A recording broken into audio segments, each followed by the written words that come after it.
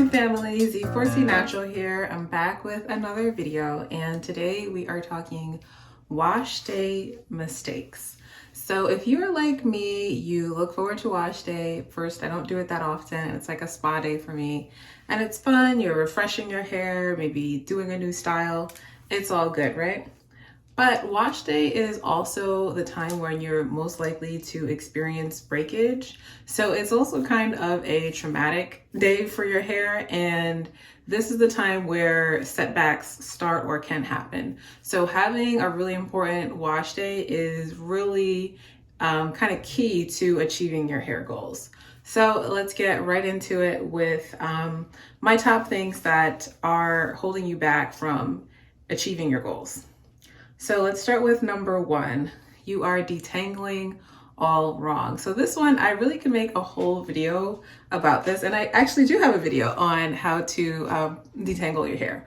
But, you know, unfortunately in the natural hair community, I feel like there's been a lot of mixed messaging about how to detangle and just information in general. So if you're detangling while your hair is wet, and I know for years everyone said that's the only way to do it, but the truth is your hair is most fragile when it's wet. The reason why it's easy to detangle when your hair is wet is because the hydrogen bonds in your hair are temporarily broken. That's why it's so easy to detangle and handle your hair when it's wet. It's easy, but at the same time your hair is also breaking. Your hair is a lot stronger when it's dry. So for me, I found the best way to detangle my hair is actually when it's oily and dry.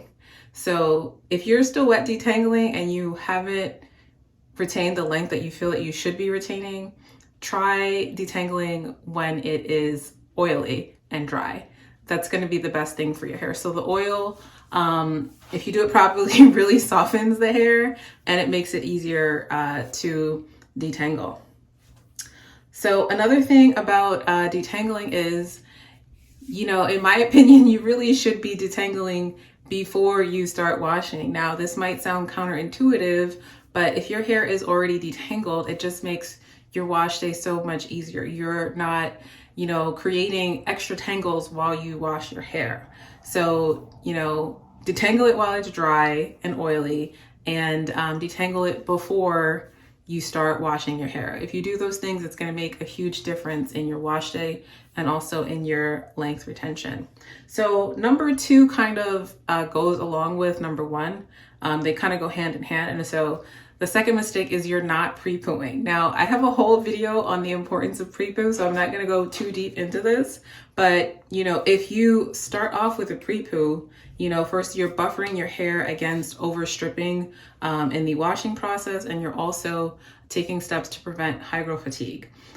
This is also the best way to detangle your hair if you've let your pre-poo, which in my opinion should be an oil, if you've let that sit in for at least a few hours and then you detangle at that point, you know, everything else is going to be a breeze. Like, it all goes hand in hand. And if you're not doing this already, you are really missing out. So again, I have a whole video on the importance of pre-poo. So if you haven't already seen that, definitely check it out.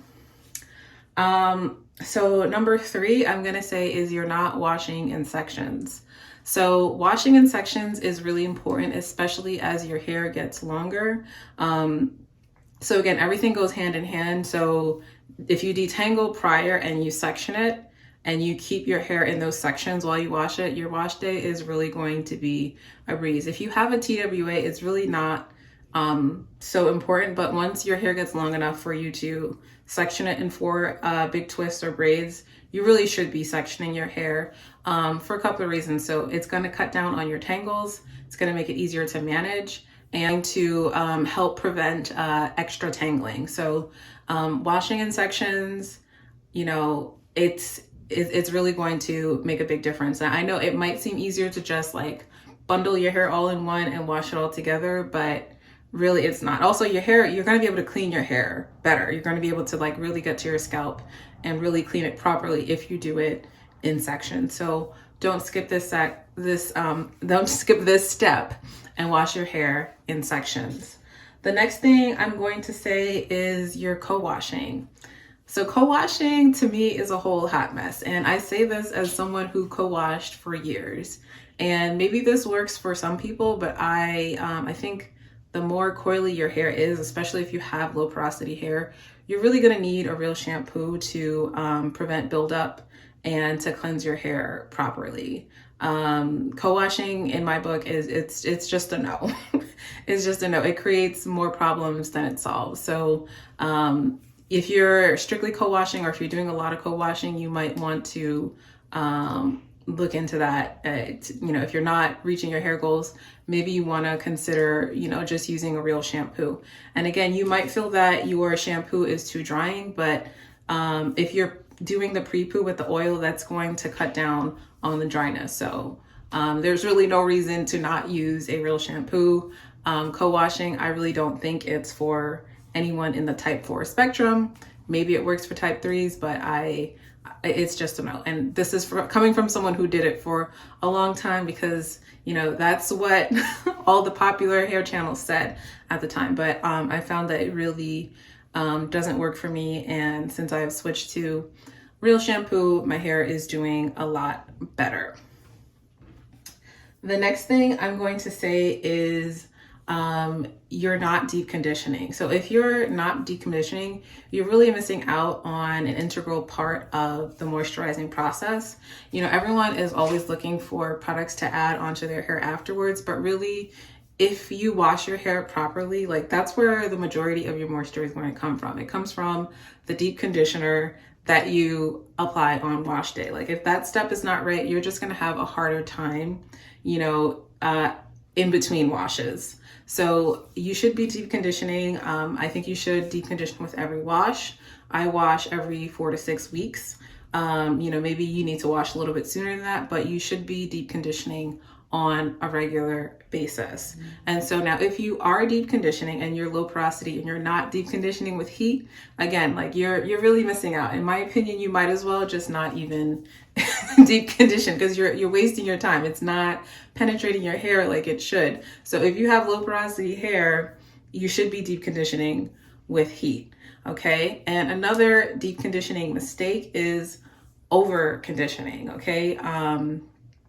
So I think there was this idea that, you can deep condition overnight, let the deep conditioner sit in your hair for hours in an effort to try to make it penetrate. But really, again, that's one of those things that I feel like it causes more damage than anything else. And again, this is coming from someone who I used to do these things. I used to do this, and you're first of all, you're not going to get the same results compared to if you actually just deep condition with heat. And you're opening yourself up to hypofatigue. So it's really just not worth it. And if you're still deep conditioning overnight, save yourself the headache. Get yourself a little bonnet dryer. They're only like $30 on Amazon, and deep condition with heat. Your hair is going to thank you for it. And, you're going to speed up your wash day. You're going to be more effective with your time. And who doesn't want to do that, right? And the last thing I would say is, and this kind of goes again with the over conditioning your hair. I feel like if you are using a deep conditioner, you don't need a regular conditioner in addition to that. A deep conditioner followed by a leave-in conditioner is enough. You really don't need to wash, regular condition, deep condition, and then leave-in condition. I feel like that's probably too many steps, and you really don't need to do that. So again, the whole point with your wash day is you want to be effective without overdoing it. If you overdo anything, even conditioning, you can end up damaging your hair. So again, your wash day is really important. So I hope that you found these tips helpful. If you did, please like, share, and subscribe. Thank you so much.